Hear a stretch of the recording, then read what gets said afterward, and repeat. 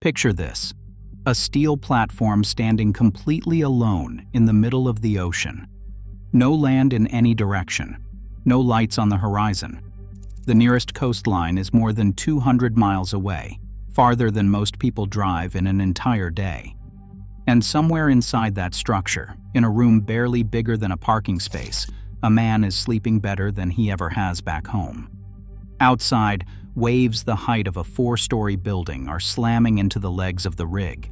The wind is screaming past the steel at 60 miles an hour. And he doesn't wake up. He's not scared. He's not trapped. He chose to be here.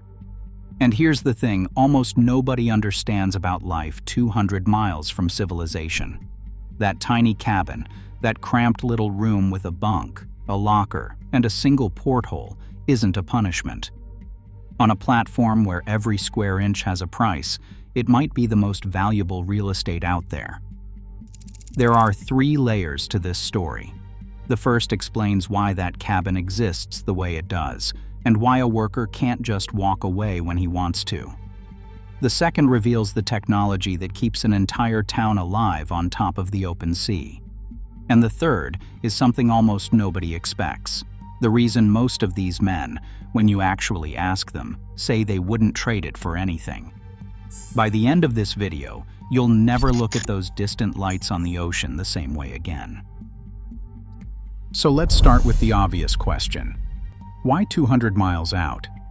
Why build a home for 150 people in one of the most hostile environments on Earth when solid ground is right there behind them? The answer is simple. That's where the oil is. And oil doesn't care about convenience. The most productive offshore fields sit deep beneath the seabed, in water that can be thousands of feet deep, in places the coast simply can't reach. So the platform goes to the oil, and once it's there, it can't move. This isn't a ship. A fixed production platform is anchored or built directly into the ocean floor, and it stays in that exact spot for 20, sometimes 30 years. The men don't commute to the rig. The rig becomes their entire world.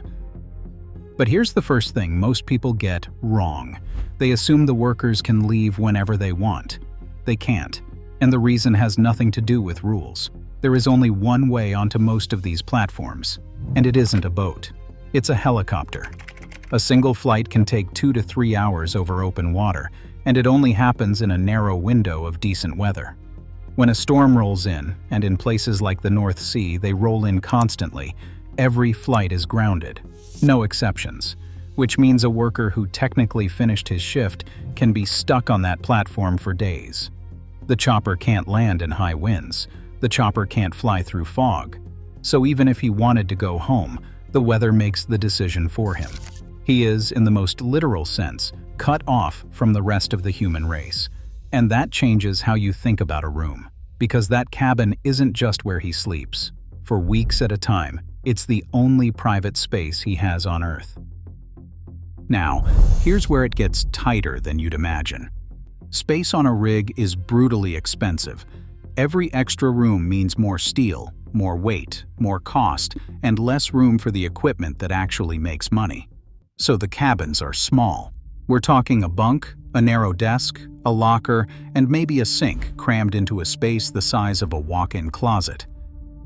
And on a lot of platforms, you don't even get it to yourself. Workers run 12-hour shifts, 7 days a week, in rotations that can last 2 weeks, 3 weeks, or a full 28 days straight. To save space, 2 men are often assigned the same cabin. One works days, one works nights. When one climbs out of the bunk, the other climbs in. The bed almost never gets cold. In the industry, they've got a name for it. They call it hot bunking. So this is the setup. A man is 200 miles from land, cut off by the weather, sharing a closet-sized room, working half the day, every day, for weeks on end. It sounds like a nightmare. Except the men who live it will tell you it is the opposite. And to understand why, you have to see what that platform actually is. Because it is not just a place to drill, it is a machine for survival, and almost nobody on land has any idea how advanced it really is. Think about everything a normal town needs to exist: power, clean water, food, sewage, medical care, communication with the outside world. On land, all of that comes from somewhere else: the grid, the reservoir, the supermarket down the street. Out here, there is no somewhere else. The platform has to make all of it from scratch in the middle of the ocean. Start with power. The rig generates its own electricity around the clock using massive onboard turbines. If those generators stopped, everything stops: the heat, the lights, the pumps, the safety systems. So they never stop. There are backups for the backups. Then there is water. You would think that is the one thing they would have plenty of, surrounded by an entire ocean. But you cannot drink seawater. So the platform runs desalination units that pull water straight from the sea and strip the salt out of it, producing thousands of gallons of fresh drinking water a day. Every shower, every cup of coffee, every glass of water on that rig started out as the ocean it is floating in. And here is a detail that surprises everyone. The food on an oil rig is famously, ridiculously good. Because when you cannot offer a man his family, his home, or a walk down the street, you offer him the one comfort you can control. Rig galleys run 24 hours a day. Steak, fresh bread, full breakfasts, desserts, multiple hot options every single meal. On many platforms, it is all you can eat and completely free. Ask a former rig worker what they miss most, and a shocking number of them will say the food. But the platform's real genius is what happens when things go wrong. Because 200 miles from the nearest hospital, a small problem can turn deadly fast. So every rig carries a trained medic on board, a dedicated sick bay, and a direct line to doctors on shore.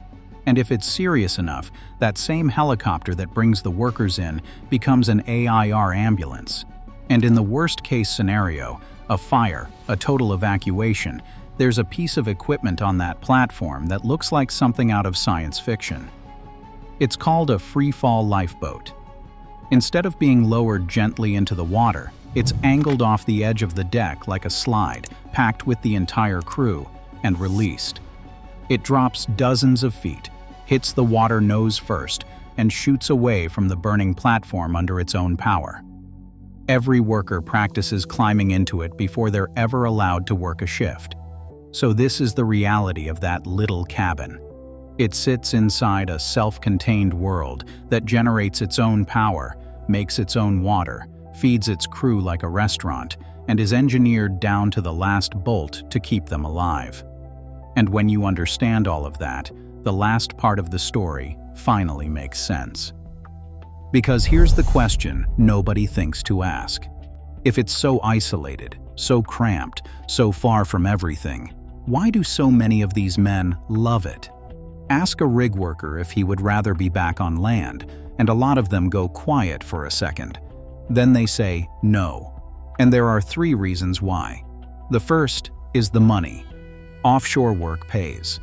Depending on the role, a rig worker can earn well into 6 figures, often for working only half the year. Because of that rotation, 2 weeks on, 2 weeks off, the math is brutal in the best way. He does his 14 days straight, then he goes home for 14 days, with nothing to do but be with his family. Most people work 5 days a week for 50 weeks a year. He works 6 months and takes 6 months off. The second reason is the routine. On land, life is chaos. Bills, traffic, decisions, 1,000 small stresses pulling at you all day. On the rig, all of that disappears. You wake up, you work, you eat incredible food, you sleep. Everything is handled. Every decision is made for you. Some men describe it as the only place their mind ever goes truly quiet. And the third reason is the one that stops people cold. It's the silence. Out there, 200 miles from the noise of the world, with the ocean stretching in every direction and nothing but the low hum of the platform beneath you, a lot of workers describe sleeping better than they ever have anywhere else. No phones buzzing, no traffic, no neighbors. Just a small warm room, a bunk, and the sound of the sea. The most isolated places on Earth don't always produce the most miserable lives. Sometimes they produce the most peaceful ones. So the next time you're on a flight or standing on a coastline at night and you see a cluster of lights sitting alone far out on the black water, that's not a lonely place. Somewhere inside it, a man is warm, well-fed, well-paid, and sleeping better than most of us do in our own beds. Now I want to hear from you. Could you do it? 2 weeks straight, 200 miles from land, in a room the size of a closet? Or would the isolation break you? Drop your answer in the comments. And if you've ever worked offshore, tell us the one thing about rig life nobody on land would ever believe. I read every single comment. If you learned something today, hit that like button, subscribe for more, and I'll see you on the next one.